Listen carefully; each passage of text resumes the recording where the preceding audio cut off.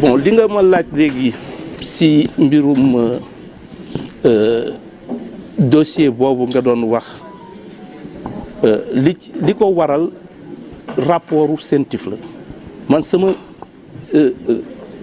xalaatu bopp jàpp naa ni benn politique nekku ci ndaxte dafa nekk rapport boo xamee ni CENTIF moo ko def te daf ko def te CENTIF su defee rapport du ko jox ministre de la justice procureur la koy jox ci boppam maanaam procureur la koy jébbal procureur yoon daf ko sas maanaam loi bi nga xamee ni bii moom moo nekk sur le blanchiment de 2004 dafa sas procureur daf ko sas laa wax mu saisir ci saa si maanaam mu jébbal dossier boobu juge d'instruction amul beneen pexe maanaam ni nga xamee nit dina def dara ñu ni procureur est-ce que mën na baale wala ndax mën na classer boobu yoon mayul procureur de la République mu classer yoon li mu ko may moom mooy mu saisir juge d'instruction maanaam su fekkoon ni mbir mi li ko waral du fekkoon ni du question ni kii dafa am warma boo xamee ni bii laataa ak kiiraay boo xamee ni laataa ñu koy topp faw ñu teggi ko su mënee nekk looloo tax moo indi coow li yëpp waaye bés bu ne saa su nekk dina am dossier yu demee noonu ñu jébbal ko procureur de la République jébbal ko ci saa si juge d'instruction donc loolu rek la te amul leneen loo xamee ni lii mi ngi ci laxasul lu dul loolu te di ma koy faral di waxee moom mooy àq ak yelleefu ku ne ku ñu topp dinañ ko matal sëkk waxuñu ni diw moo def wala mu defaat wala diw deful loolu juge d'instruction bi moo koy saytu juge d'instruction bi moo ciy wax te lu mu ci defit ñu ànd ak moom ñu ànd ceeg moom amul leneen voilà jërëjëf. justice def liggéeyam ndax François Mancabou ku ne moom dinañ jël nguur gi ba 1 an ak 2 ans dugg te dossier am xamuñ lan moo ne ci gannaawam Fulbert Sambou di jëbat si Baara Sow mu dëkk Touba Cheikh Diop ak yeneen man damaa def semaine de la libération dem naa fépp ci Sénégal dem naa ba Koungheul dem naa ba Bakel dem naa ba Ziguinchor famille victime bu ci nekk teg naa këram assurance bi nga ko jàppee dem naa ba seen kër Kaolack parcelle gi parce que def naa tuuru ñu jàppoon ci détenu politique yi xam naa lan mooy projet Pastef ndax biñu arrêté Ousmane Sonko arrêté Diomaye FRAPP ak CIPES dañoo tegoon benn kuréel tudd ko semaine de la libération Guy Marius Sagna ak man fu ne dem nañ fa ci Sénégal kon xam nañ famille victime yi lan lañ dund te saay si ko doon def man ko ne woon Sénégal gi Pastef dina jël nguur gi Dior Diagne di affiché wu di wax ci télévision man la déedéet liberté d'expression la waaye mais liberté d'expression dafa am lu ko war a wund mooy day fekk yow defoo dara mais am ay dossiers yu leer nañ yow lii yaa ko def ngay taxawaat ci buntu tribunal de charge wala Ousmane Sonko c'est incroyable loolu ku ma ko waxoon mii maram mën la du dëgg ku ma ko wax mën la dëgg premier ministre bi mu ko waxee keroog ca point de presse man bi ñuy woote di dindi malaanu kiraayu Moustapha Diop man ak député Ismaïla Diallo kenn woote wu ci man woteewu ma ko ndax mënuñ ne dañoo détourné nanga 1000 milliards ci réew mi di topp ay 50 millions ak 100 millions du ma ko def te Moustapha Diop keroog la wax damaa convaincre moo tax ma neutre man xaw ma Moustapha Diop xaw ma ko benn yoon laa ko mos a nuyu jëwrante stade Mbacké ñu final phase nationale mu indi jëwrin bu Louga man ñu tuddoon final phase boobu laa ko mos a nuyu au moins numéro xaw ma ko ku ma xam man di nga xam ne suñu Cheikh Thioro néewul ci loolu ndax mënuma opposé wu Macky Sall soxlawu ma seen dara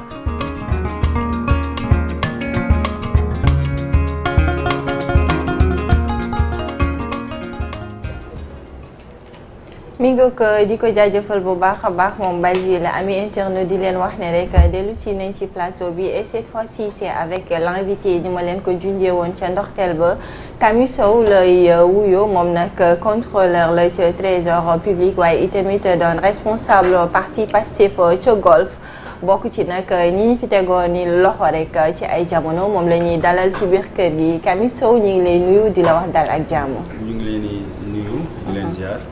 di la nuyu yow Koura di la nuyu sunu xarit Lamine Diack di nuyu téléspectateurs yi ak ñëpp ñu ñuy seetaan à travers Presse Afrique qui est en train de monter merci beaucoup. merci beaucoup di la jaajëfal bu baax di la wax ne rek plaisir la ñu lay dalal ci plateau bi rawatina émission bi lee di Midi Keng alors Abdoulaye xanaa ma bàyyi la rek nga door waxtaan wi. ñu jaajëfal la bu baax ku la ci présentation bi noonu itam nañu sant ak gërëm Kami Sow bi nga xamante ni moom moo nekk sunu gan tey ni nga ko waxee mu nekk ex-détenu politique comme ni ñu koy waxee léegi nag dafa am loo xamante ni xew na muy détenu politique yi nga xamante ni dañ leen a jàppoon ci atum 2021 wala dañ leen di natt ci 2021 jàpp 2024 yow ci ñooñu nga bokk mais ñu gis nguurug Sénégal daal di dégager ab enveloppe 5 milliards ne daf koy jagleel ñi nga xam ne ñoom ñoo nekk détenu politique yi kenn ku si nekk ku ci amoon blessé daal di am lu toll ku ci amoon ay blessures daal di am lu tolloog 500 000 naka nga gisee initiative gouvernement bi par rapport ak li nga xamante moom la bëgg a def ci détenu politique yi. waaw xanaa Kami internet yi nee nañ nga jege micro bi. waaw lenn rek lañ ci mun a wax bon di rafetlu initiative bi parce que quand même détenus yi rek bu ñu jàpp ni c'était juste les militants de Pastef c'était des Sénégalais am na ñoo xam ne ñi ils sont même pas des militants de Pastef te jàpp ñu leen donc ils ont subi un tort et un préjudice boo xam ne bi état du Sénégal moo leen ko teg donc c'est à l'état du Sénégal aussi d'apporter des solutions à préjudice yooyu nga xamante ni bi porté nañ ko aux détenus politiques man je pense que ni l'enveloppe sax elle est déjà trop petite parce que nit nga tëj ko 1 an 2 ans 5 milliards waaw dafa tuuti par rapport opposition bu ñu ne loolu dafa bëri parce que dañ ko bëgg a neexalee ñi nga xam ne ñoom nekk ay militants yu nekkoon di sànni ay xeer ak yooyu noonu. waaw dama lay jox benn anecdote rek. tey jii dafa am ku ñu naan mbaaxee kat. maa ngi moom ñoo bokkoon chambre ñu ngi ko jàppee Kër Massar.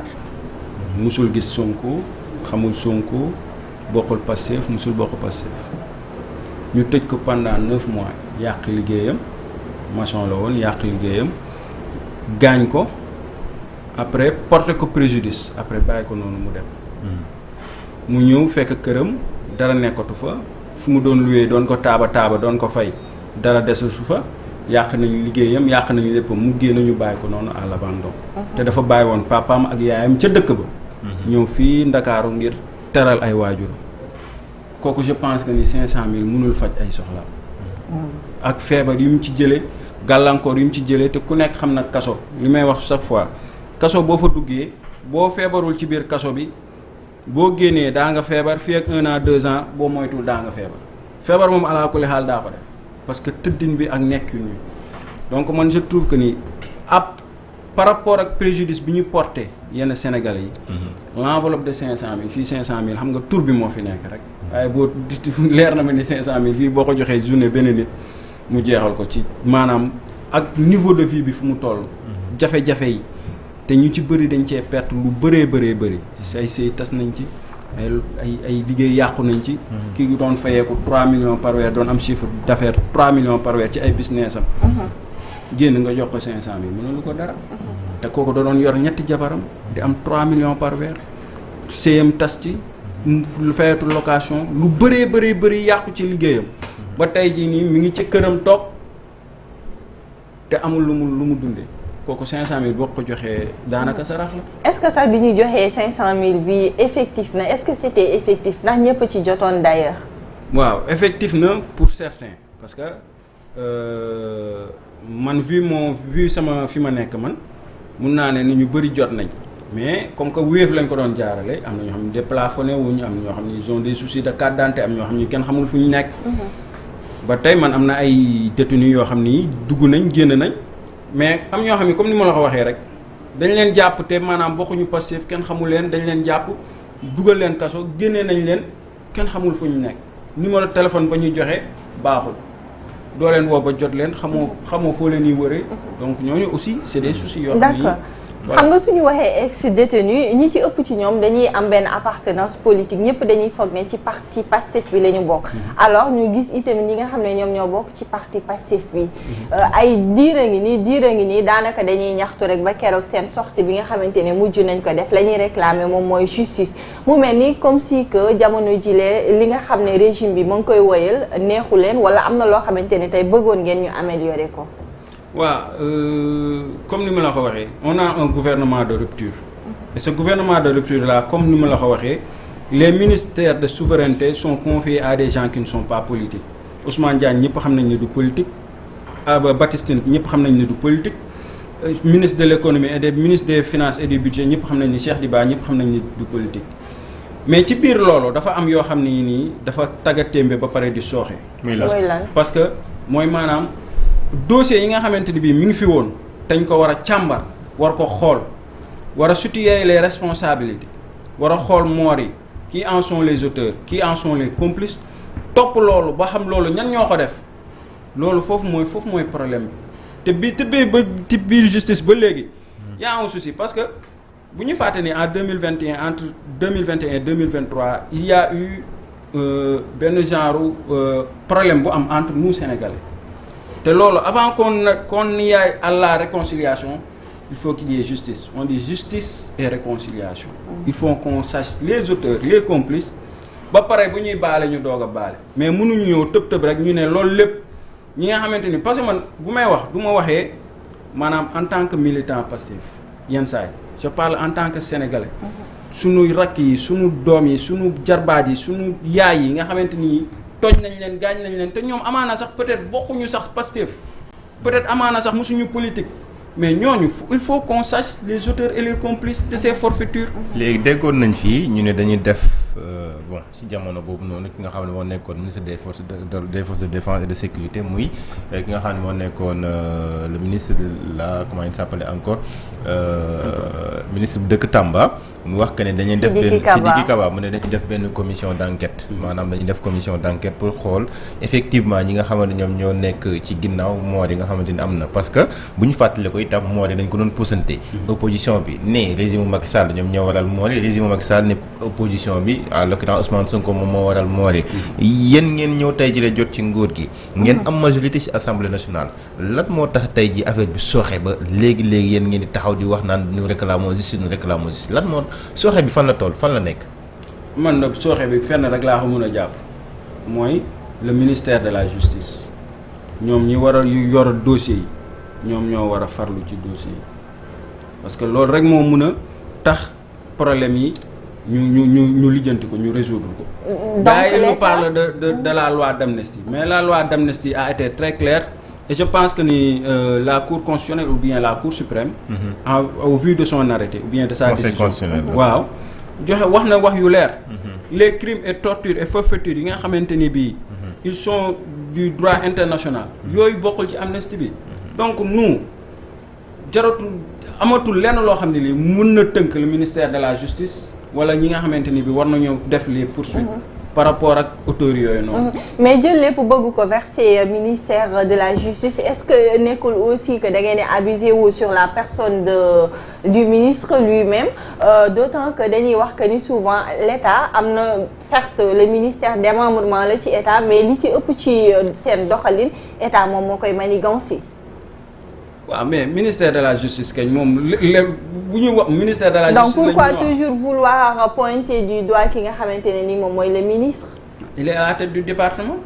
mais le ministre il est à la tête du département donc tout ce qui n'est pas conforme au département du ministère de la justice il en est l'entier responsable. kilifa yoo xamante ni si yéen la ñu bokk. justement par exemple le premier ministre. gis nañ ko mu ngi fii le président de la république mu ngi fii bu fekkente ne sooxe am na si parce que est-ce que lu mën nañ ko tënkale wala méngal ak manque de volonté parce que réellement s'il y avait la volonté je pense bien que ne passé bu ñu defee 16 mois comme ni ko Serigne Thioro Mbacké waxee ne moom mosul la xalaat ne dinañ ñëw toog ci pouvoir bi 1 an 2 ans te duñu régler yenn cas yi nga xamante ni ñëpp dañ ko doon ñaawlu jàpp na yéen bu ngeen accès dinañ ko mën a régler. waaw xam nga même il peut y avoir même de la volonté venant du haut au sommet de l'État mais comme ni la ko président di waxee il y a un état profond dans ce pays et dans tous les pays ça existe man. bi ñu may recruter boobu Abdoulaye Wade moo fi neewoon man bi ñu may recruter Abdoulaye Wade moo fi neewoon Macky Sall dem na Sonko dem na te daf may dem bàyyi ma fii ci administration donc il y a un état profond qui est là donc dafa am loo xam ne lii même bu fekkee ni au-delà de la volonté il y a un état profond qui est là boo xam ne bii loolu dañ ko war a raxas ba mu set defar apporter les réformes qu'il faut pour que dossier yi mu mun a accélérer et ça l'entière responsabilité c'est le ministre de la justice parce que bu ñu koy tànn dañ ko tànnoon parce que il faisait preuve de probité et de neutralité te ñu amoon yaakaar ci moom ne bés bu ñu ko joxee suñu ministère ni ñu ci indi justice parce que lu tax ñu jël ministère de souveraineté bu toll ni justice jël nit koo xam ne kii musul politique musul xam xeex mu ngi woon bureau ñu jox ko parce que dañoo amoon yaakaar si moom donc waroon mun a ñëw ba tey mu am ay problème parce que moom il connaît bien le secteur de la justice. Donc vous Ousmane êtes Diagne déçu. il était procureur depuis Idrissa Seck. Vous êtes déçu alors. waaw d'une certaine manière. parce que mënuñu woon xalaat ba ne instant bi ba jusqu'à présent ñuy topp ci ay dossiers yoo xam ni c'est des dossiers très clairs par rapport à la reddition des comptes par rapport à la poursuite des auteurs de crimes et de meurtres yi nga xam ne jot na xew entre 2021 et 2023. et puis am na yoo xam ni les preuves sont là, les vidéos sont là, tout est là. Le fameux numéro 9 il est là.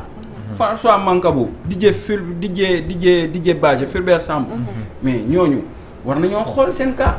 François Mancabou ñu mu bokkal cellule ba léegi kenn woowu leen laaj leen ce qui s'est passé. Alors qu'on on a fait 16 mois au pouvoir. Mais 16 mois au pouvoir c'est le cadre de la durée. Camille xam nga man li ma gis fii que ni da ngeen jël lépp tey ngeen teg ko ci ndodd le ministre Ousmane Diagne alors que tey bu fekkente ne dañuy gis des jeunes parmi vous dañuy fustiger li nga xamante ne ni moom le régime bi di doxalee est-ce que le mal n'est pas beaucoup plus profond que ni ngeen koy exposer jamono jile. Le mal n'est pas beaucoup plus profond man li ma gëm. te ñun lu ñu gëm mooy ministère bi moo am sooxe. Léegi nag ce qui se passe au niveau du sommet entre Sonko et Diomaye loolu Sonko a fait une sortie et il a été très clair sur certains aspects léegi nag loolu ñoom ñoo koy mën a gérer parce que nous on a voté pour un duo pour que ñu defar Sénégal et que Sonko moom moo ñu joxoñ Diomaye pensant qu'il pouvait porter le projet et nous on n'a pas voté pour des personnes on a voté pour un projet. Le projet c'était quoi? De ramener la justice, de faire des réformes dans l'économie, dans la justice et sur plusieurs pans de la société. ba nga xamante ni Sénégal dina mun génn donc nous on a voté pour un projet. D'accord. ñu dégg président de la République bu mu génnee jamono bi nga xam ne mu doon recevoir conclusion yi rapport bi. mu ne dafa bëgg une justice libre. Est-ce que tey une justice libre ànd na ak yow li nga nekk di wax nii que ne Ousmane Diagne problème bi moom la cela veut dire bi ñu leen déggee bu baax a baax moom moo tax yii fi mënut a avancer. te Ousmane Diagne bu fekkente ne dégg nañ li nga xam ne moom le président de la République wax dañoo toll ci jamono boo xamante li ñu war a def mooy apaiser comme ni ñu ko waxee. maanaam apaiser fexe ba dalal réew mi pour que investisseurs yi mën a ñëw. est-ce que c'est voilà effectivement est-ce que tey jii Ousmane Diagne moom mooy problème bi wala le président de la République moom moo nekk problème bi. ba comme li nga waxee rek. man mënuma jàpp ni le président il peut poser un problème parce que quand il nous parle de réconciliation de certaine manière comme ni ma la ko waxee on doit appeler à la justice d'abord te le président tout comme le ministère de la justice ils sont garants de la politique pénale parce que bu ñu fàtte ni l'exécutif il est le garant et le responsable de la politique pénale du gouvernement. Gouvernement bu nekk da nga am sa politique pénale comme ni nga amee sa politique économique ni nga amee sa politique budgétaire ni nga amee sa politique sociale noonu nga amee une politique pénale. Et cette politique pénale là c'est le ministre de la justice qui doit suivre les instructions à ce que cette politique pénale là soit appliquée. bu ñu fàtte ni même au-delà de la liberté de la justice mais am na loo xam ne li exécutif moo ko moom. Le procureur de la République il est sous le couvert hiérarchique du ministre de la Justice qui est lui-même sous le couvert hiérarchique du président de la République qui définit la politique pénale d'un pays. D'accord. Ngeen nekk des ex-détenus politiques parce que da ngeen doon xeex peut-être une cause noble wala sax li nga xamante ne ni moom moo nekkoon les droits humains moom ngeen nekk di laaj jamono jile. Alors les ex-détenus bu ngeen demee ba peut-être que ngeen constitué wu ci benn collectif.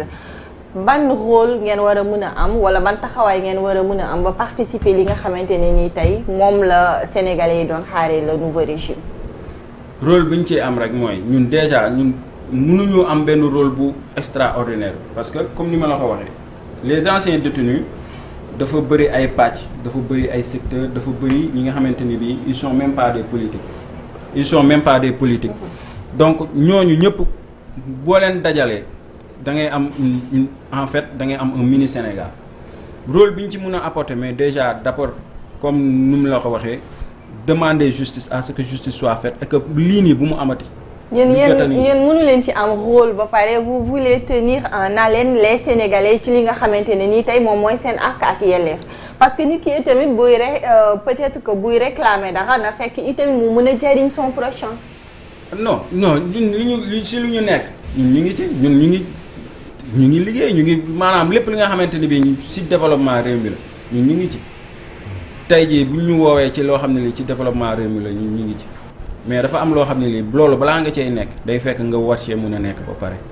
yor stabilité boo xam ne bi sociale ak économique boo xam ne bi moom moo lay permettre nga mun a bokk ci yenn activités yi jëmale Sénégal kanam. gisoon nañ jamono bële bi ñuy waaj a def tabaski. ab taskatu xabaar yoroon ab enveloppe yu bari di ko jox ñi nga xam ne moom lañ tuddee les détenus politiques.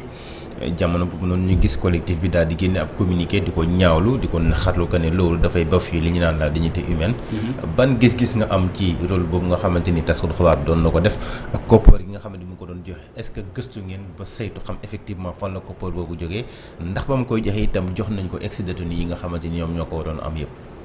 waaw koppar gi man information yi ma ci jëlee. mooy gars yi saytu nañ ko ba xam fu mu jógee.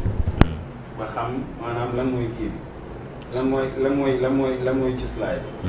mais aussi dafa am loo xam ne nii maanaam tey jii nii loolu day bafoué li ngay wax ni nga ko waxee nii la dignité humaine. waaw loolu yéen a ko bind seen communiqué bi de yéen a ko bind loolu seen communiqué bi. waaw man j'aurais pas.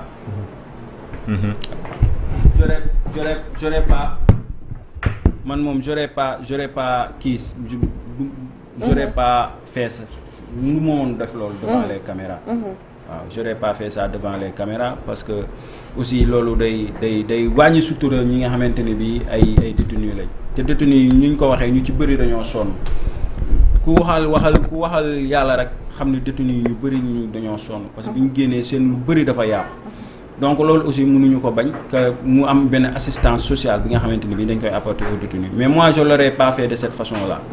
mënoon nañ ko defee d'une autre manière boo xam ne bii ci sutura lay nekk parce que Sénégal dëkku sutura la dëkku kersa la. donc mënoon nañ ko defee ci beneen anam. mais de toutes les façons les détenus ont perçu et ça a leur permis de faire face aux dépenses de la tabaski. kan moo génne woon xaalis boobu si kan la jógee woon ak tamit ñaata la tolloon est-ce que saytu ngeen koppar googu xam ci kii la jógee et tamit effectivement détenu bi mu nekk joxoon nañ ko temps loolu mën nga ci ñëwaat. waaw non man fi ma nekkee man. mënuma xam exactement montant bi ñaata la ak ñaata lañ ko séddalee. xam nga ci ku mu jógee information bi ma ci jot rek mooy. am na benn montant bu jot a ñëw. jaar si sunu si compatriote boobu. ñu ñëwoon doon def une aide sociale. par rapport aux détenus. D'accord. donc man loolu rek laa ci information yi rek laa ci mën a am. mais mënuma la wax exactement source bi fan la ak montant bi lan la mais am na ñu ko xam ci biir détenus yi.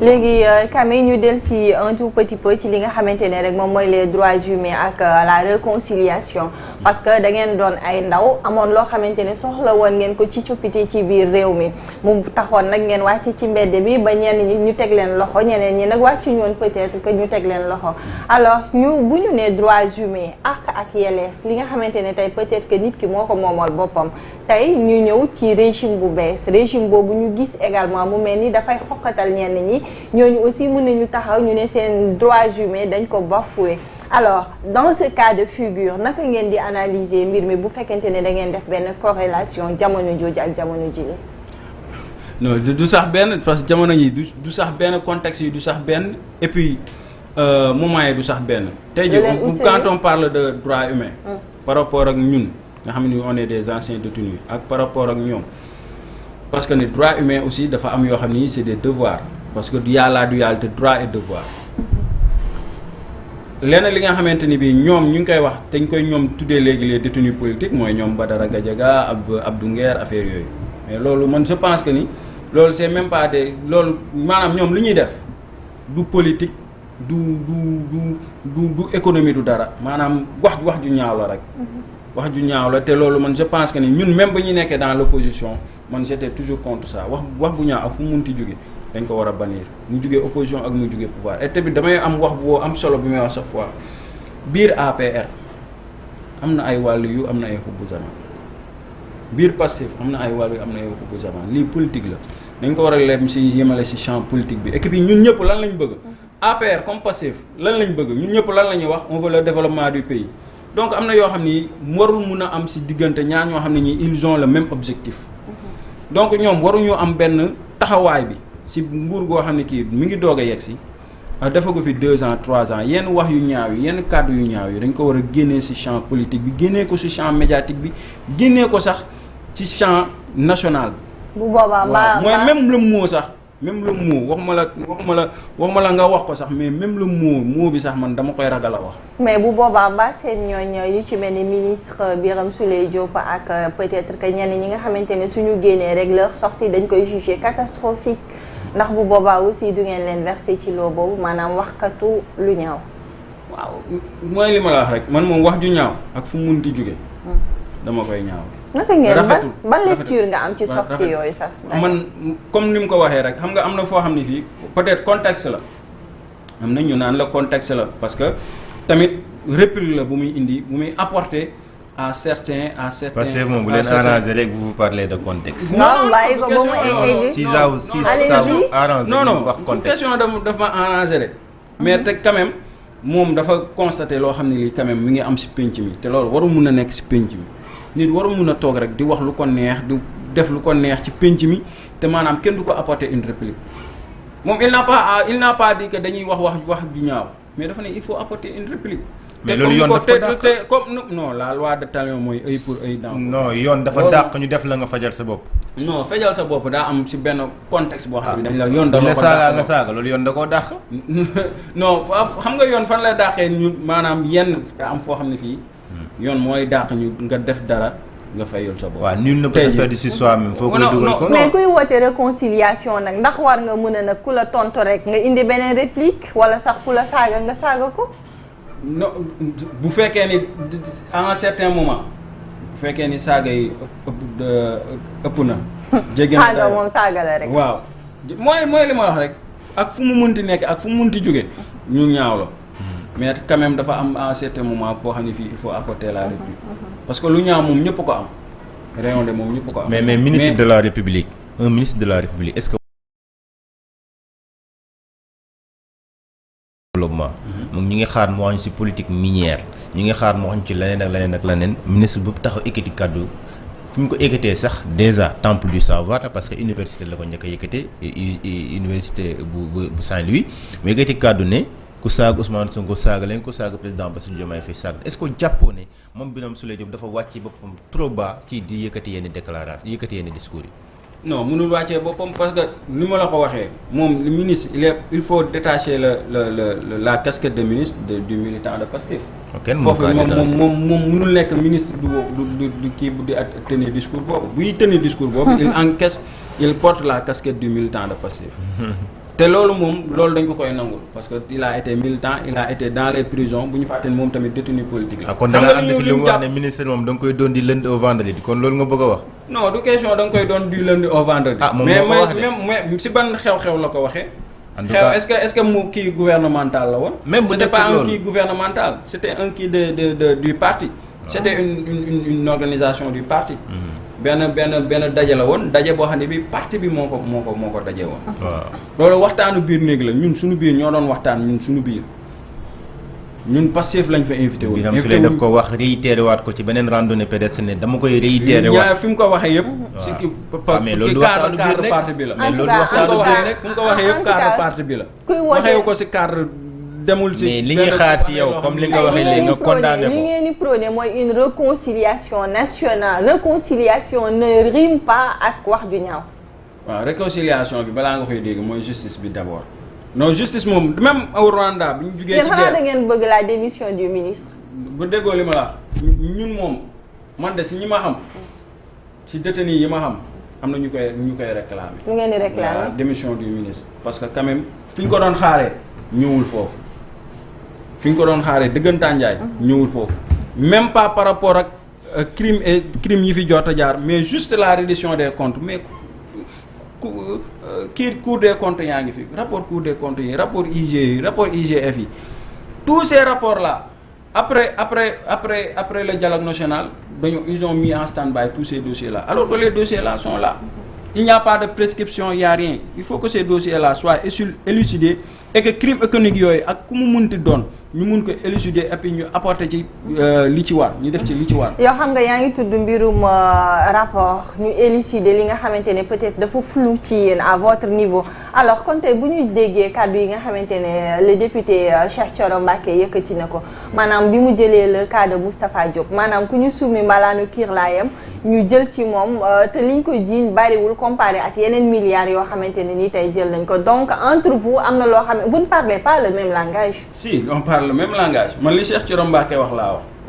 maanaam reddition des comptes yii nii maanaam 50 millions da cee tuuti bañ ciy topp nit te boroomi milliards yi nekk fi borom 94 milliards yi nekk fi borom 48 milliards yi nekk fi borom Sogepa 123 milliards mais nañ topp cas yooyu on te parle de 123 milliards yu réer à la Sogepa ñu ne on a fait un sukuk bi on a donné des appartements en garantie. ñu dem ñu jox ñu benn montant ñu loger ko à une banque de la place ils font un reversement et après mu am un montant bu disparaître yoo xam ne ils n'ont pas été reversés au trésor public. mais nañ topp loolu moo gën a urgent que ay 50 millions. ba léegi gisu leen dara yéen ñiy xëy trésor. non du question de gis parce que loo xam ne lii maanaam yow ñi koy def loolu c'est de la partie de l'ordonnateur am loo xam ne lii c'est la partie de l'ordonnateur am loo xam ne c'est la partie du comptable. Le comptable il encaisse les recettes et il paie les dépenses. Il n'est pas juge de l'opportunité, il est juge de la régularité. Donc moom liy xew côté bële moom mënu ko xam ordonnateur bi bu jëlee xaalis dem def ko ci compte bancaire am moom mënu ko xam. D'accord xam nga pourquoi la personne de Ousmane Ndiaye dérange toujours parce que damay dégg waa Pastef saa su nekk rek il tire sur le ministre depuis que bu ñu ko nommé ba léegi li ci gën a bëri si yéen dañuy tirer sur moom Ousmane Diagne moom moo leen neexul wala da ngeen a bëgg ab ministre boo xamante ni bu fi ñëwee dafay obéir comme li ñu daan faral di gis. un politique da ngeen fàtte ni tam rupture ngeen woote bu leen fàtte loolu. waaw non la personne de Ousmane Diagne bu ñu koy jël c'était pour que ñu annoncer la rupture moo taxoon ñu jël un ministre non politique am ci moom yaakaar lool. yaakaar ni moom il va jouer le jeu de la neutralité de l'impartialité mais aussi de la rigueur dans le travail. il n'est parce pas que Ousmane Diagne amul rigueur. non mënul am rigueur nan lay mën a amee rigueur ci koo xam ne c'est parce que non nan lay mën a am rigueur ci koo xam ne ki yow on te dit les rapports de IGF sont là les rapports IGE sont là tout est là. yow nga tiim ko bëgg enquête yi ba tey bouclé gul yéen tamit. amul ban enquête la ñuy boucler encore. ay rapport ñu cité ay nit ñi yóbbu pôle financier ñi def liggéey boo xamante ne nii pareegul lan ngeen ci soxla. non pôle financier bu la woowee. xam nga dañ lay yóbbu en instruction. mais balaa ngay dem pôle financier daf y a des rapports qui sont là. on doit déjà balaa ñu lay yóbbu déjà nañ dossier bi na dem pôle financier bu dossier yi moo demagul pôle financier. yéen da ngeen jàpp ne dafa am dossier yoo xam ne dañ ci teg loxo. dañ cee teg loxo dossier yi moo demagul pôle financier kon conc bi jógagu fi ba tey. ci li ñu ko yaakaar. ci li ñu ko yaakaar moom. am na loo xam ne mu ngi tàggat. maintenant on parle de remaniement ñu ngi koy dégg fan ñu bëri ci yéen ñu ngi wax ay remaniement bala ngay dugg ci remaniement est-ce que loolu mën nañ ci xaar bi ñu demee ci remaniement boobu ku mel ni Ousmane Diagne tey mu tëb ci gouvernement bi. loolu mun nañ ko xaar de parce que là moom ça devient même pas une demande sociale mais une demande nationale. parce que quand même on a y a une demande du parti kay. non y a des lenteurs y a des lenteurs non sénégalais yi moom xam nga sénégalais yi moom comme ni ma la ko waxee chaque fois.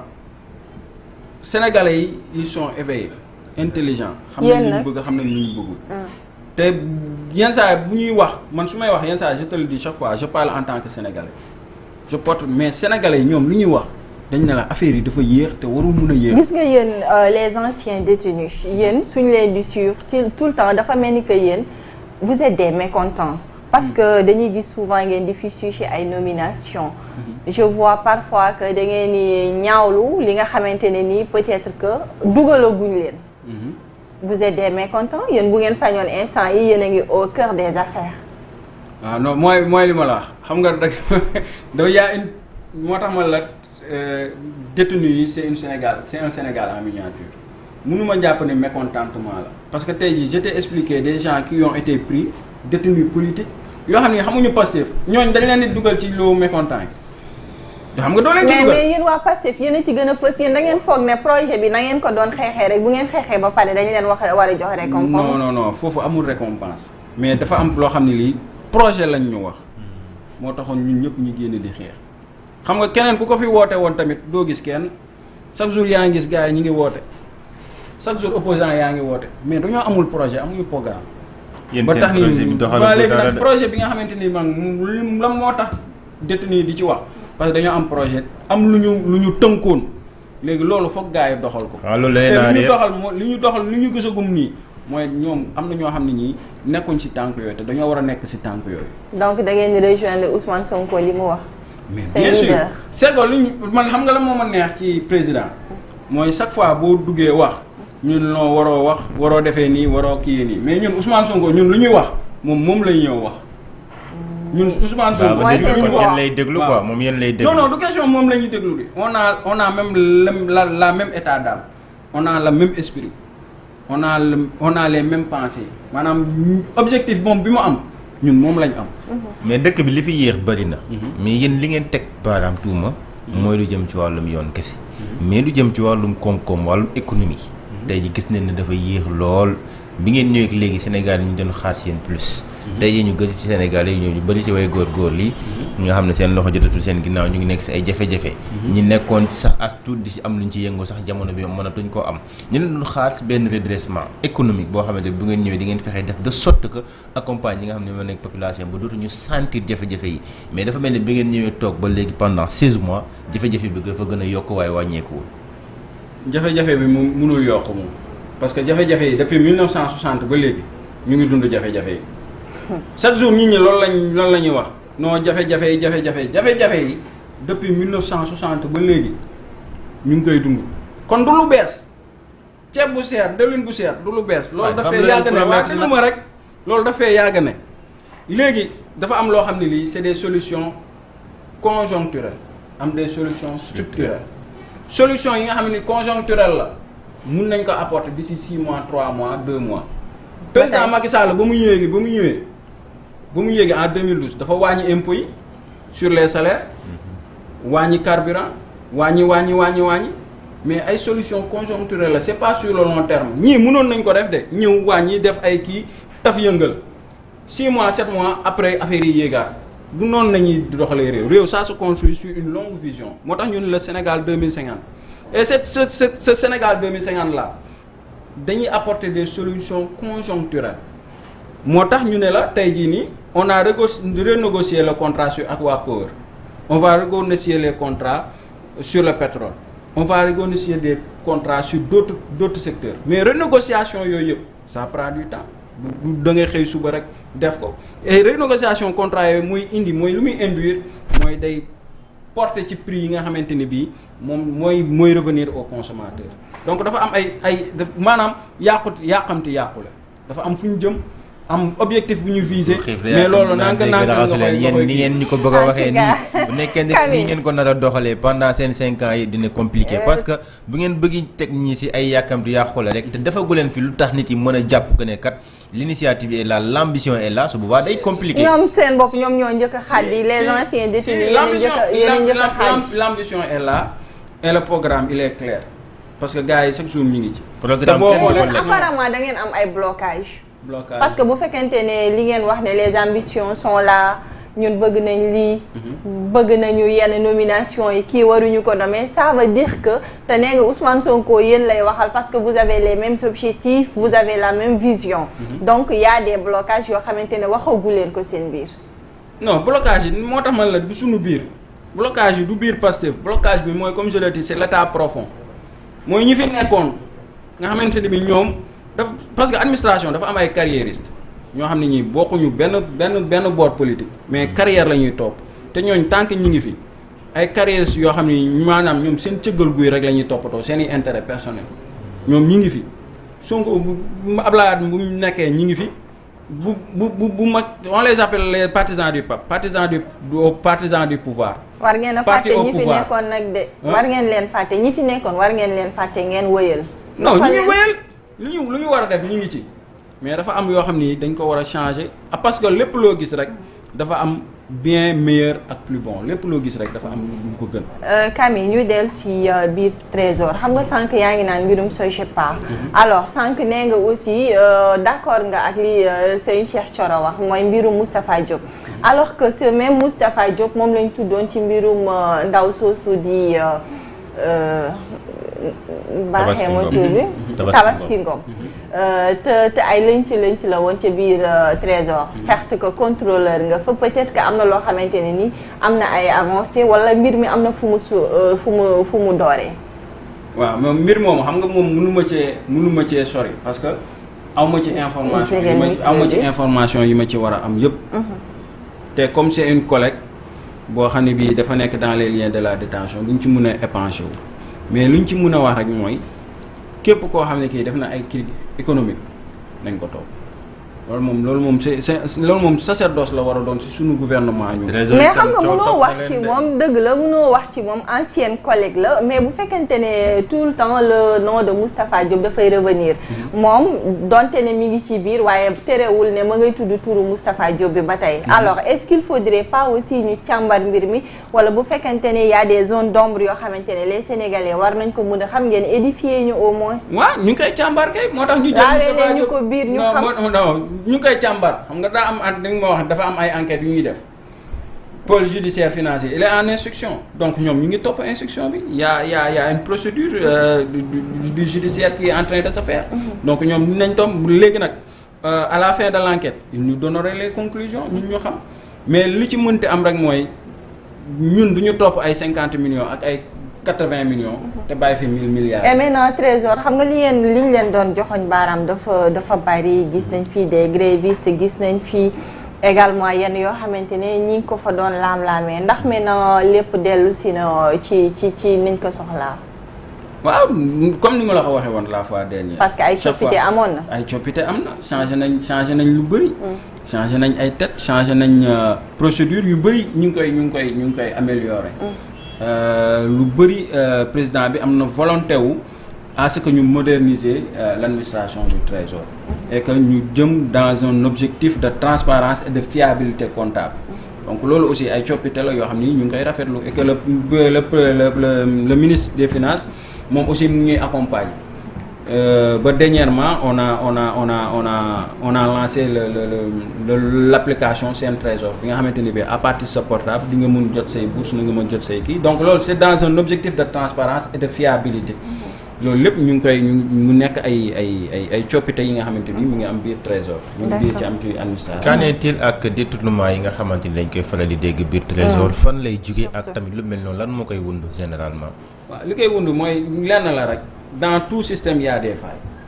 Et l'occasion créant le larron. loolu mënu cee ñàkk. waaw loolu mënu cee ñàkk te aussi comme ni ma la ko waxee rek nit ki am na loo xam ne lii maanaam dañ la koy yaree rek.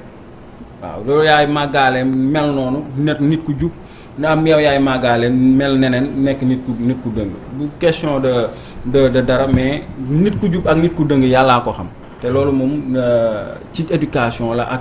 ci comportement nit ki la laal ça c'est personnel parce que ni mu amee dans tous les administrations ñu mu amee ñu dëng noonu la amee ñu jub xoj ça c'est partout ailleurs. mais amul laxisme seen biir ni ngeen di doxalee yenn saa yi ñu ci lu mel ni trésor public ñu ci mun di seetlu yenn failles yi ay détournement ay problème chèque fii est-ce que tamit loolu nekkul problème mu laxisme. non du laxisme loolu mënoo ko jàppee laxisme boo xamoon contrôle bu ñu assujettir loolu du laxisme. xam nga nag sànq yaa ngi wax mbirum Sogepa mais depuis que tey jii Pastef régime bi nekk en place ci jamono jii dañuy dégg peut-être que ay malversation comme ni ñu koy waxee am na loo xamante ne tey doon ngeen ko fi xeex mais ba tey ma ngay wëy bu ñu jëlee le cas de Laprosie c'est ça hein Abdoulaye mooy cas bi gën a récent bañ naan am na un DG boo xamante ne la muy dépenser waru ko woon dépenser ba tax sax mu dàq kenn ku ko doon dénoncer alors vous croyez réellement que ces pratiques là mën ngeen ci départir immédiatement. mën nañ ci départir dès lors que ni ma la ko waxee rek ministre de la justice bu jëlee dossier jox ko pôle judiciaire financier. c'est Ousmane Diagne son problème nit ñi buñ ko gisee. nit ñi buñ ko gisee waaw non nit ñi buñ ko gisee. ku nekk di nga xam ni li fi amoon dootu fi amaat boobaa ñëpp dañuy régler ne monde. mais fekk loolu amul. dañ naan li gars yi def ñi ñu baal leen ko kon ñun buñ ko defee daañu ko baal te comme ni ko le président waxee ci sortie dernière am bi ñoom ñi ngi nii te képp ku fi jël alalu kii bi ci kaso nga jëm. moom wax na ko moom il a toujours réitéré te da koy wax chaque fois te ci cas boobu dañ ciy kontaan di ci bëgg xam nga lu tax ki dévoilé scandale boobu il est de Pastef donc ñoom. DG bi nag DG bi ñoom mooy li ma la wax. DG bi de la coalition day wane ni maanaam ñun Pastef bu fekkoon ne daa am lu ñuy nëppal. dañ naan non comme si ñun la bokk dañ koy nëbb dañ koy protéger mais dañ ko protéger fii képp koo xam ne kii Pastef nga def détournement. non gars yi dañuy taxaw sa kaw. et selon vous. parce que li ko wane. mooy le cas de la Prosi moo wax la beneen cas. le cas de la mairie de Ziguinchor. ki dénoncé ba ñu gis ne y a eu détournement de deniers publics à la mairie donte ne le maire n'est pas concerné c'est un militant de Pastef donc ñu war a nekk ñun ñu ngi ci te képp koo xam ne kii bokk nga Pastef yow xam nga ni bés boo defee naka su dul noonu su moroomu Pastef moo la yum ne la diw nii parce que ñun principe la ñuy topp ñu ay nit. d'accord donc selon vous li ñuy wax ne ñii ruumandaat ne remaniement ministériel dafa am ñenn ñi ñu naan dafa am ay blocage selon yéen lan moo war a constituer ces blocages wala sax ban niveau la féete réellement. non loolu moom mënu ma cee am information mais li ma ci mën analyser rek mooy même bu fekkee ni les blocages ça existe peut-être ce doit être les ministères de souveraineté li nga xamante ni bii moom mooy poser problème. ça doit être la justice forces armées intérieur. xanaa da ngeen jàpp ne ñooñu ak finance parce que ministère yooyu rek nga xamante ni bii c'est pas tenu par des hommes de Pastef. mais ministère de souveraineté waaw. li ñuy faral di gis mooy ministère de souveraineté duñ ko jox koo xamante ni dafay politique parce que bu fekkee ne dañ koy jox non daan nañ ko fi gis yéen ministère de l'intérieur sax xaaral ministère de l'intérieur sax buñ ko joxoon koo xamante ni autorité politique lay doon ñëpp dañuy kaas moo xam mu nekk parti politique yi moo xam mu nekk société civile bi keneen nañ ko jox koo xamante ni du def politique tey bu fekkente ne dañ ko bëgg a jël ngeen bëgg ne ñi nekk fii ci ministère de souveraineté yi nañ ko dindi jox ko waa Pastef ñoo xam ne dañoo xam projet bi est-ce que su boobaa dañuy am justice bu moom boppam est-ce que su boobaa dañuy am benn ministère de l'intérieur boo xamante ni bu neutre lay doon bu mën a organiser ay élections est-ce que tey ji lay jàppale ne tey ñi fi nekk di doxal li ñu war mooy léegi loo xam ne am nekk ay lenteur ñu xool naka lañ leen koy waxaataane ñoom ba ñu defar ko ba ñu bañ leen fa jëlee quand même. xam nga mooy li ma la wax boo xoolee tous les gouvernements de 1960 à nos jours. Les ministères de souveraineté de Abdoulaye Wade à Macky Sall passant par Diouf et Senghor ont été tenus par des politiques. ba ci élection bi mujj bi fi jot a xew nii bi Diomaye jëlee réew mi kan moo ko organisé du Antoine Diome fu mu bokk du APR. Antoine Diome kay APR. Mamadou Matar je pense xaw ma la le gars qui était à la Sénégal. moom moo nekkoon le ministre chargé des élections et pas le ministre de l'intérieur. si moo nekkoon ministre de l'intérieur Antoine Diome la woon ba ñuy élection Antoine Diome moo nekk ministre de l'intérieur. non waaw ab ministère de l'intérieur ak de la justice on a toujours donné ça à des militants. donc yéen da ngeen di xaar que tey ministère yi nga xamante ne nii moom nga fi lim ngeen fukkati ko seen loxo ngeen jox ko les gars de Pastef. mais parce que loolu mooy projet bi. leen le projet wala sax li nga xamante ne l'avenir du pays da ngeen ko bëgg a teg ci loxoy Pastef kese. mais parce que Sénégal moo voté Pastef ne ñu projet bii lañ bëgg. ñun ñu war a am benn projet bu ñu war a doxal foog ñu qu'il y ait des hommes qui ont compris le projet yu mun doxal projet boobu. une coalition moom moo leen porté woon ci régime bi. waaw coalition bi xam nga. da ngeen di fàtte loolu da nga may kii quoi mais xam nga ne coalition boobu xam nga turu coalition la rek nous on a été sur le terrain on a été de Yewwi Askan Wi laa la wax de à la coalition Diomaye c'est toujours Pastef qui était devant. muy ci cotisation muy ci engagement muy ci et puis chaque jour dañ naan coalition bi dëgg la ils sont là mais coalition bi ba kan la militant am ban militant lañ jàpp ci coalition bi durant la dictature durant la période sombre ban parti politique rek lañ ne kii militant am dugg na kaso wala kii militant am tëj nañ ko wala kii militant am gaañu na ci wala kii militant mais ñi doon dem ci bureau de vote yi ci urne ya c'était la coalition il y avait des partis politiques.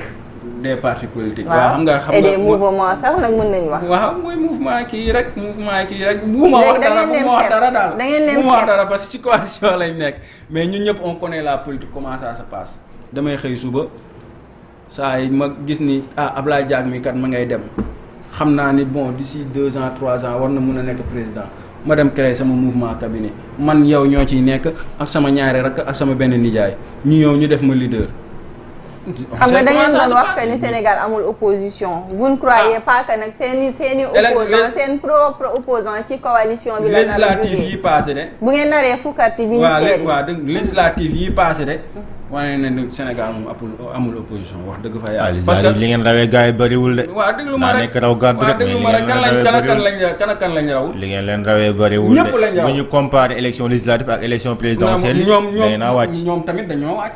waaw parce que taux de participation bi la ñëpp a wàcc. amul kenn ko wàcc. waaw Abdoulaye ñu dugg golf xool ba xam. ak Camille. xanaa ma baaxee ko information balaa dem golf rek ancien ministre de l' intérieur bu organiser élection Mamadou Makhtar Cissé la. Mamadou Makhtar Cissé moom moo organisé ay personnalité neutre la woon. moom mooy ñu doon wax ne dafa baaxoo ay kàddu yu apaisant. moo nekk ministre de l' intérieur avant moo organiser élection yi bi nga xam ne moom moo fal président Bassirou Diomaye Faye au pouvoir. moo tax bi nga waxee ne kii la woon Antoine Diome ma ne la noonu c'est pas Antoine Diome mais c'était Mamadou Makhtar Cissé. waaw ba tey rek mais avant ba tey ministre de l'intérieur jox nañ ko un c'est vrai loolu amoon na waaye. waaw 1960 ba léegi. ministre de l'intérieur. à part élection yi et là tu me confirmes. à part élection yi nga xamante ni Abdoulaye Wade moo ko gagné mu nga xam ne benn général moo ko organisé woon général Cissé xaw ma. ak moom bu Diomaye Faye bi gis des yëpp. ministère de l'intérieur Aly Ngouille Ndiaye moo fi organisé woon suñu élection locale yi 2009 ak suñu élection présidentielle bi nga xam ne deuxième tour la xaw ma premier tour la xaw ma bi Macky Sall jël donc c'était un militant. d'accord comme que waxtu wi léegi ñu dab ñu dem ca golf ga nga xamante ni fa nga yëngatu jamono jile naka ngeen di évoluer ci li nga xamante ni moom mooy seen politique bi. waaw ñu ngi ci après on prépare les élections locales. pour 2026. donc benn liet naa la am de mooy Khadija Mahécor Diouf. waaw benn. golf waaw xam nga golf moom c'est comme ni ko waxee chaque jour c'est un chaudron bouillant de politique. donc responsable yi bëri nañ ambition yi day taxaw nit ñi dañuy taxaw ku nekk da ngay bëgg a nekk maire. et comme je le dis toujours Pastef son opposition sera Pastef. waaw loolu moom c'est clair et net parce que ñi fi nekk moom mënuñu nekk opposition parce que ils ne parlent pas de programme seen gars yi suñu gars yi bu ñuy wax rek. Sonko la ñuy wax Sonko un sénégalais boo xam ne bii day ñëw déglu la du la bàyyi xel parce que danaan kii nit ki lay wax alors que nous on parle de projet on parle d'économie. mais yéen noonu ngeen doon def. non daal ngeen toog fii Macky Sall rek ngeen doon wax. Sonko toogaat suuf ba ngoon jot Macky Sall lay wax ak justice magistrature. mais si golf ba tey bu nekkee dañuy wax ci golf. par exemple golf tey bi ñu koy wax peut-être Khadija Mahécor moom moo nekk le maire. mais am na koo xamante ni golf tey ku nekk xam na ne peut-être amoon na fa ab taxawaay Guédiawaye sax lay wax de manière générale jamono bii tey jii mu ngi ci biir kaso yi ko ci mel ni Lat Diop. est-ce que tey jàppoo ne loolu dina am dara loo xamante ni mën na koo suuxe bu ngeen demee élection parce que bu taxawalee candidat mën naa am loo xam ne mën na leen koo soxee parce que quoi qu'on puisse dire Lat Diop moom ku nekk xam na ne am na benn code de popularité biir Guédiawaye. non Lat Diop moom mënuñu poser problème parce que ba ñu nekk opposition lañ ko dóor dans les urnes. ba ñu nekk opposition boobu ñëpp xam nañ ko. boobu mi ngi nekk ministre boobu Yewwi Askan Wi waaw li ma la wax rek Lat Diop. bi muy nekk ministre. nekk xaw ma DG Lonase. boobu la doon xëccoon mairie golf. ñu ñëw fekk ko foofu avec nos maigres moyens on l'a battu à golf. donc du léegi nga xam ne on est au pouvoir que la ñuy mën a poser problème.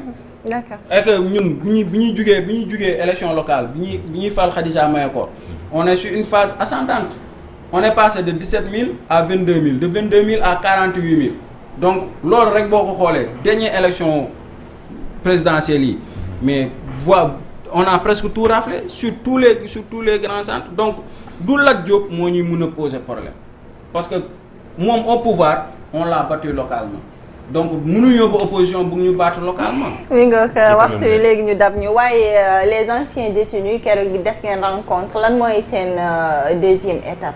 waaw suñu deuxième étape mooy ñun les anciens détenus dañoo wootee benn front national pour demander à ce que justice soit faite pour nos sœurs et frères. front national léegi nag dañoo am marche le 1er août 2025 di ci woo tous les Sénégalais pour ñu ñëw. ñu demander à ce que justice soit faite et que suñu martyrs yi ñu bañ leen fàtte man saa yu ma yeewoo man chaque jour loolu laay wax sama copain am na sama benn xarit chaque jour bu damay waxtaan ak moom dama naan ko ñun waruñu échouer parce que on a donné du sang on a donné des larmes on a donné de la sueur donc waruñu échouer il est impossible et impensable pour nous qu'on échoue léegi premier échec bi mooy bañ a rendre justice à nos martyrs ñoom Baye Cheikh Diop ñoom ñi ñëpp gaañu ñu xam les criminels xam complices yi ba pare topp leen loolu dañ ko war a def te ñu ngi ciy woo sénégalais yëpp parce que lii dañoo bëggatul luy bañ tafee am ñun dañoo bëgg à partir de ñun ñu bañate wax détenu politique bañate wax mort politique maanaam 1960 ba léegi nguur buy ñëw buy daanu day am mort. Et vous croyez que cette marche là sera autorisée keroog gis nañ ni fi naroon marche pour la démission du premier ministre ñu tere ko. Non, elle doit être autorisée même loolu sax man en tant que militant passif man je suis même pas d'accord ku bëgg a marche na marche parce que ñun marche. loolu la premier ministre wax. waaw ku bëgg a marche non ministre on a la même vision ku bëgg a marche dañ la war a may nga marche dañ la war a bàyyi nga marche parce que loolu mooy c'est un droit constitutionnel waaw c'est un droit constitutionnel man du ma def géométrie variable man xam naa du ma yàgg si politique parce que ama géométrie variable parce que ku war a marche ak foo munti bokk même bu nee benn nit la ne damaa bëgg a marche dañ ko bàyyi mu marche c'est un droit constitutionnel. mi ngoog kon donc ñu ngi ciy woo Sénégalais yëpp le 1er août nañ ñëw ñu demander justice pour nos frères et sœurs martyrs ak les anciens. fan ngeen di marché ak ñoo itinéraire bi fan la définir le après dañ ko définir. mais bu ñu ko définir au temps voulu et au moment voulu dinañ ko wax Sénégalais yëpp ñu te et puis Sénégalais ils sont contents képp koo gis ne nii ngeen war a def te lii ngeen war a def te li ngeen nekk lii mooy yoon bi. mi ngoog xam naa dinañ jël siwaat rek nga mun a tàggatoo laata ñuy dem jëli chronique bi ami internet de Presse Afrique TV HD Basile xanaa dañuy ànd rek dem ci Rufisque foofu nag mu mel ni daa am quartier bi ñuy woowee Daaru Rahman Montagne jamono jile nag ña nga ca ay daanaka njàqare ndax ñu ci ëpp ci ay famille wala sax yenn ci famille yi daanaka dañ leen génnee ci seeni dëkkuwaay ba tax nag police ma nga ca bërëb ya ñoom nag bu ñu sukkandikoo ci benn source boo xamante ne daal dina confié wu ci rédaction presseafrique.com dafa mel ni nag famille yooyee wala sax père de famille yi nga xamante ne ni ñoom ñoo jot a wax ku ci mel ni Ibou Laye ñoom ñi nga xamante ne dañ leen daal di interpellé jamono jile nag ñi ngi ci ay auto police maanaam dugal nañ leen ci auto police yi ñoom nag la ñuy wax rek wala la ñuy ñaawlu moom mooy kii lee di ki fi teewal xalif général des Mourides di Mbackiyou Faye moom nag la ñu daal di joxoñ baaraamu tuuma ne daf leen bëgg a jëlee ci seen dëkkuwaay yooyu ginnaaw nag moom itamit ba mu tegee seeni loxo que moom milee moom moo daal di moom dëkkuwaay te joxoon na leen ab délai wala sax waxoon nañ leen ne bërëb yooyu dañ fa war a jógee te loolee nag am na ay weer ba tey jilee voilà ñoom nag yamuñu ca ndax nag ña ngay joxoñ baaraamu tuuma itamit kiilee di délégué de quartier bi ndax jàpp nañ ne wala sax jàpp nañ ne rek maire ba moom moo dal di ci ànd ak kili di Mbackiyou Faye waaye nag danañ leen gën a toppal xibaar bi ba ñu ci wala sax ñu am ci yeneen information yoo xamante ne rek ñoom ñoo gën a leer wala ñu xam tey jile ñooñu ñu génnee seen dëkkuwaay fan la ñuy mujjee ak kili di Mbackiyou Faye. Alors amis internautes de Presse Afrique TV HD Basile ñu daal di rek dem jëli chronique bu bés bi ak suñu naataango Maodo Ba.